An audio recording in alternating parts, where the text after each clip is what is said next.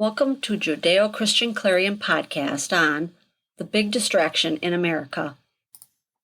Today there is so much that distracts us. The definition of distraction is anything that prevents someone from giving attention to something else. So what are we being distracted from? Let's start with crime. Today in America, crime has increased by leaps and bounds.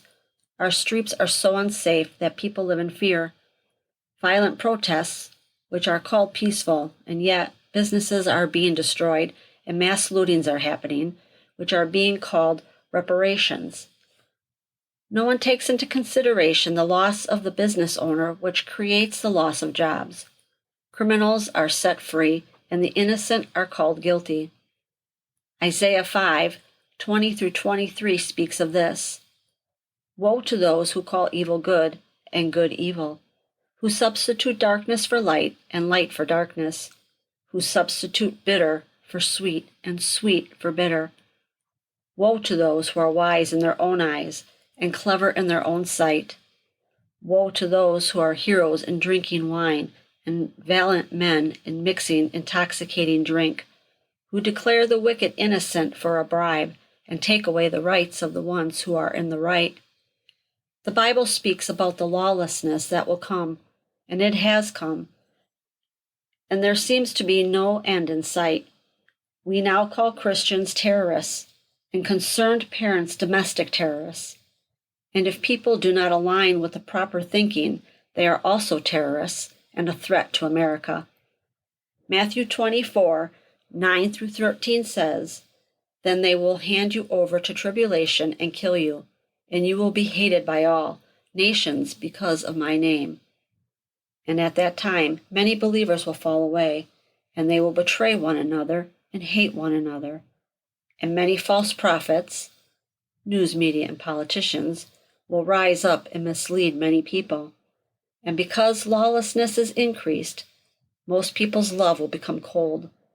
But the one who endures to the end is the one who will be saved.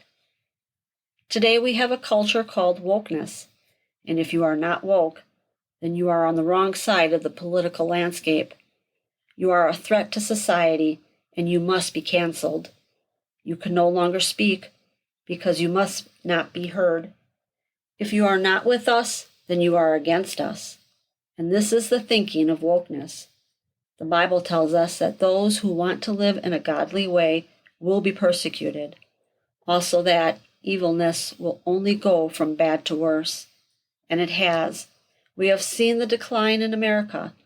We have seen it go from strength and prosperity, a beacon of light to the world, to weakness and poverty, to darkness, and no longer a leader in the world. We have lost our children over the decades because we have trusted in our institutions to teach our children what they need to know to compete in this world. We have also put our trust in the medical field to tell us the truth about science and medicine, and our doctors were trusted with our well-being and what was best for our families. But now everything must comply to wokeness. Every corporation and every institution and every health provider, and even our military, must teach and live and operate by an ideology that is held by people who think that only their way is the right way. Everything is now racist to the point that racism is the norm. And by being the norm, we have normalized it to the point that life itself is racism. So we can now justify murder and abortion and everything leading to death. We must now worship the God of wokeness, or else pay the price of being canceled and silenced or even put in jail. Yes, this is because we have stopped worshiping and living by the morals and ethics and standards of the one true God, and everything that we have believed and stood for and fought for over these last 250 years are no longer considered right, even though we have prospered and once was considered the greatest nation on the planet. Our history is called racist, and our ways are called antiquated, but God calls it all idolatry. In Colossians 3:5, he tells us this, Put to death, therefore, whatever belongs to your earthly nature, sexual immorality, impurity, lust, evil desires, and greed, which is idolatry. Now we are considered weak by the world, and we have lost peace and safety on our streets, and our children are being educated so that they can compete in the world. Our military is no longer the most powerful army in the world. We have become energy dependent, and we have given away our guns and tanks and other military equipment. We are left with open borders and a path that will only lead to an emboldened country to attack us. We are dying by fentanyl and of suicides because people have lost hope and are turning to drugs, and mental illness has grown by leaps and bounds. Who will save us? Judges 10:14 tells us this: "Go and cry out to the gods you have chosen. Let them save you when you are in trouble." Yes, even the church is into idolatry. They are no longer set apart from the world. We serve one other God. It is called climate change. The climate, the earth, has been evolving since its beginning. Archaeologists have discovered that places that are now land were once water, and vice versa. And the Arctic was once green.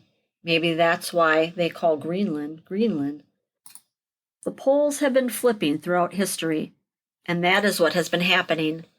The process of flipping of the North and South poles has always affected the weather, the sun, and even other planets. The warming and the cooling, and the rain and the drought are also part of this process. You can check it out on the internet. It's no secret. So what is the big distraction? Globalization. Yes, the Bible speaks of a one-world government, and out of it will come the Antichrist. Revelation 13. All people will be governed by secularism, and those who rule will be like gods, and the rest of the people will live to serve them. This is why we must all learn to submit now, so when the day comes, we will all fall in line and take the mark of the Antichrist, for we will serve in his kingdom. For he shall be the devil himself, who will set himself up as the one true God. But as the book of Revelation tells us, the Messiah will come back and destroy this false kingdom. Revelation 17 and 18, and he will set up his righteous kingdom, and there will be no end.